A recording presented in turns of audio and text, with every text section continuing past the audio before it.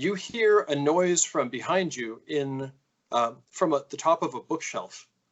I guess we're going to have you roll perception. So we're using kind of basic D&D rules. So that's going to be an ability check against your wisdom. And okay. I see here that you've got a +1 to that roll. Is that right? Yeah, exactly. Okay, so that's a D20. So we'll be using the cards. Does that make your wisdom what, a 13, 14? 14. 14. Okay, so we'll say on a 14 or under, then you'll perceive this thing. Very well. So let's see. Okay. So I'm just gonna hold the card up. If it's a red one, that means it's +10. Okay. So that would be 8. So I got 18. Okay, so you don't succeed on the perception check. Is that right? Yeah, because I have to roll under. Yeah, exactly. So I don't. Okay, no problem. Okay, so you've heard this noise from the bookshelf. You probably turn around to see what it is. You can see the kind of a gentle shaking in the bookshelf, but other than that, you don't see anything. What do you do? So I'm not gonna take chances. I take out one of the electric stun batons and I kind of like, turn it on so it makes a little or something like that. Maybe not the exact sound, I think, but it's an electric spark. And asked her, "Do you have any cats?" She says, "No, I don't." So as I start walking towards the shelf there, I just go, "Any animated books?"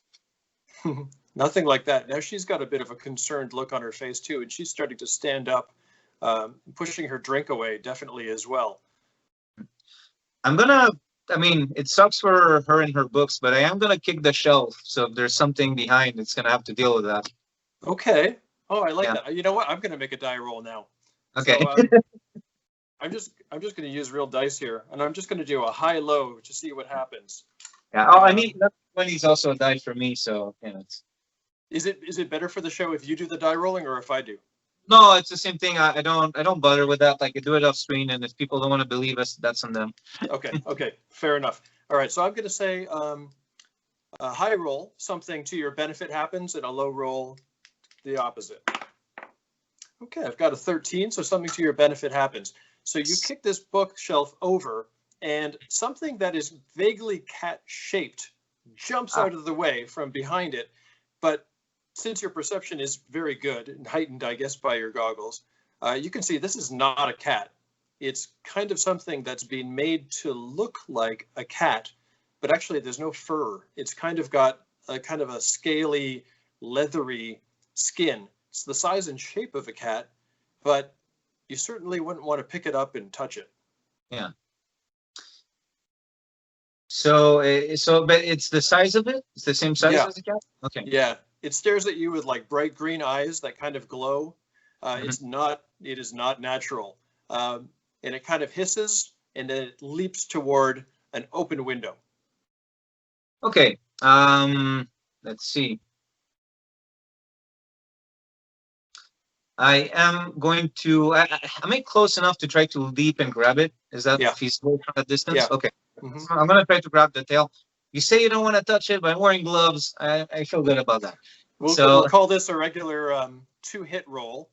Yeah. And so we'll say that this cat has. Oh, you use ascending armor class, don't you?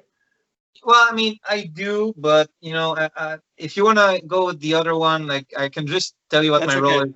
That's okay. This is actually my first time ever doing it, so I might goof, but whatever. Let's say it has armor class 15. We can use descending if you want. No, it's fine. Let's give it a shot. Okay. We'll call it armor class 15. 15, okay. Yeah. So you have a dex bonus of +1, is that right? Yes, and I have an 18, which makes me wonder if I shuffle my cards right, because that's too late. I'm gonna reshuffle that for a moment. Sure. Okay, you grab the tail, and it feels disgusting in your hand. It's dry and a harsh texture. And as soon as your hand closes over the tail, again, it looks back at you, hisses, the eyes flash green again, and then it turns into blackened paper ash right in front of your eyes, and in your hand there's nothing but ashes.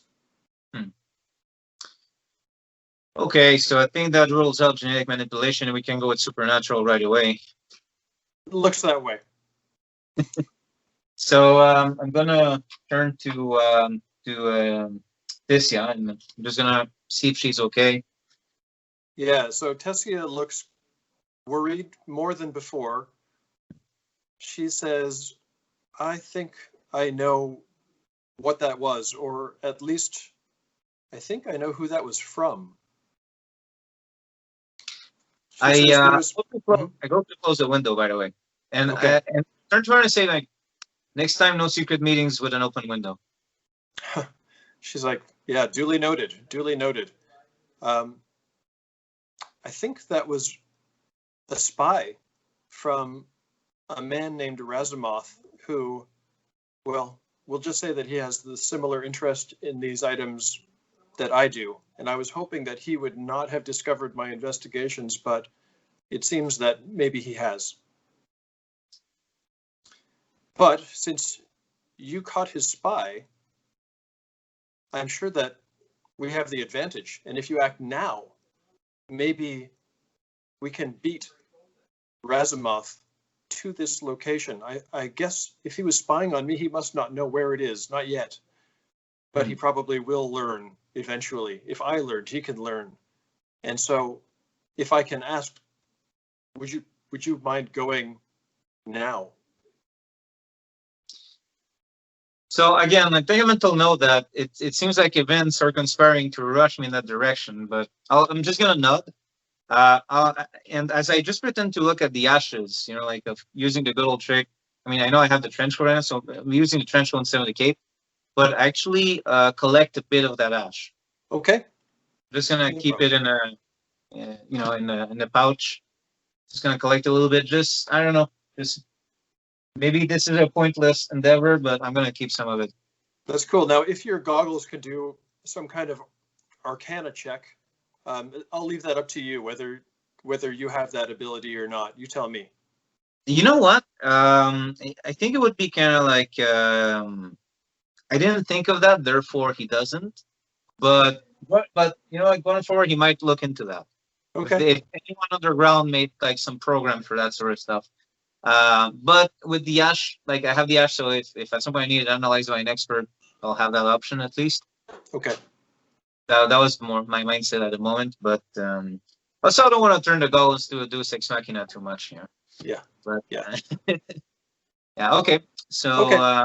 So from here, if you like, we can just kind of change to the next scene, which would be your arrival at this location. Yeah. So I typed in the coordinates and went through the. Okay, that'll take me a while because I have to go through basically the hills there are outside of the city. Mm-hmm. Now I'm not sure how does the Crimson Hound travel? So here's the thing. Does he get a taxi? Well, you know what? Here's the thing. 01, he traveled by bus because I am so strict with the 3-day 6. That's the amount of gold pieces I get, and I use White Star, which is like this OSR sci-fi game.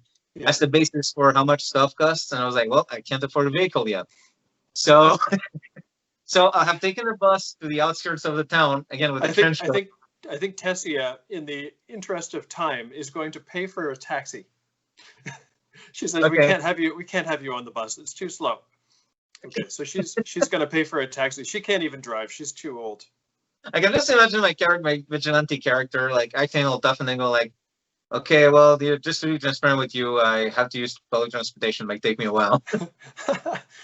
She says, before she puts you into the taxi, she says, by the way, there is another part of this king's legend that I wanted to let you know of. Just a kind of a bonus. If you learn anything, I'd be very interested to know. This king apparently had some kind of access to magic waters or a magic fountain or a magic potion, something like that. It's really difficult to say from the small amount of information that I could get. But she says if you could find something about it or even find a sample of it, she would pay you very, very well for that. She says, but of course your priority has got to be the sword and the talisman and the crown. Very well. Thanks for letting me know. Maybe Okay. I'll get. So I get into the cab. I tell the driver to take me to the edge of the city near the hills. Okay. All right. I need to duck around my phone here so that I can open a file. Very well. There we go. I think that's good. There we go. Okay. So you get to this location, and I guess the scene is going to be middle of the night, because I guess it's going to take you like, I don't know, an hour by car to get there. So now it's. And then, of course, I get rid of the hat and trench coat, put in the slim backpack that's behind the cape and underneath, rather. Okay. And just to be like in full vigilante regalia in front of that tree. Right. Yeah. You arrive at the place after a short walk from the highway, I guess, where the cab lets you out. Of course, the cab driver is like, "Mister, are you sure you want to get out here? This is the middle of nowhere." But it's okay. He lets you go. He's like, "Yeah, there's a million weirdos in this town. You do whatever knocks your socks off. You go ahead." And so he drives off laughing. He's being paid. He doesn't care. Yeah. He drives off, so now you're alone in the middle of nowhere. Incidentally, Tessie had never discussed her way to get back. I guess we'll deal with that later. Okay. So you walk to location following, I guess, from your goggles, following a GPS, probably. Yeah. And sure enough, there is a blasted tree that's like the claw of a hand. It looks like maybe it's been struck by lightning, or it's somehow being mutated. It doesn't look like a natural tree, but it's exactly the kind of place that might make for a landmark. And this is where Tessia says you might find the tomb or the barrow of King Voss. And so you do see a kind of a mound by this tree. So it looks exactly as you had expected. What do you do? So you see, you say there's like in front of the tree, there's a mound? Yes. Yeah. In front of the tree, there's a mound. Like, does that make sense? You wouldn't be able to see the tree. We'll see that there's a tree, and then right behind it, a mound goes up like that. And she told me to, just to refresh my memory here, she told me to go to the mound after the tree, or okay. Yeah. So yeah, I'm gonna head in that direction. I guess I'm looking for anything that seems out of place. I will kind of like, again, like what I was saying about the eye section. I'm gonna slide it off because my character is able to see in the dark. So he's gonna actually remove that so it doesn't interfere in any way. Mm-hmm. When he does that, of course, the eyes kind of go red, so it still looks like it's part of visor, but that's actually his eyes. So just looking around in the dark, trying to find something, anything. Okay. At the top of the hill, you can see a kind of a stone slab. Okay, there we go. So I approach it. I'm gonna see if it has any marks on it, any writings. Or... There's no marks or writings, but it is quite large and flat. And actually, you can tell somebody's been here before because it's being moved to the side, and below it, there is a hole that opens into what looks like a very narrow, tight, and steep staircase. Mm-hmm. Of course. Okay, so, well, I'm gonna, tight and steep staircase. I'm gonna go with the baton again. I have like a handgun and I have a baton, so I'm gonna go with the baton in that confined space where it might not be a straight line. And I'm gonna go down, of course. Okay, so this is where the creepy music would start if this was a movie, right? Exactly.